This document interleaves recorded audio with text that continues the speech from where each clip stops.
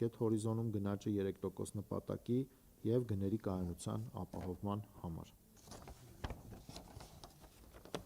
Ներողություն արկա H2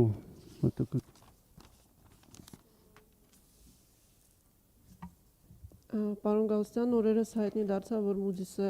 իջեցրել է Հայաստան Էլցանցի ռեյտինգները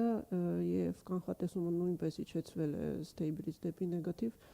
Ձեր կարծիքով դա ինչպես կանդրադառնա Հայաստանի ֆինանսական կայունության և ներդրումային գրավչության վրա։ Շնորհակալություն։ Ես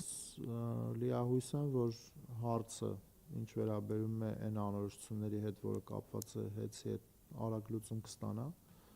որի արդյունքում մեր ռեյտինգի նվազեցումը կլինի ու կկրի կարճաժամկետ բնույթ, ուստի չեմ կարծում, որ ինքը ինչ-որ երկարաժամկետ ազդեցություններ պետք է ունենա առավել ևս ֆինանսական կայունության վրա։ H2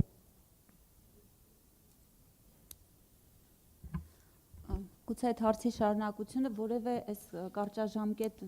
հարցի լուծում դեռ չի նկատվում ասպարեզում, որովհետև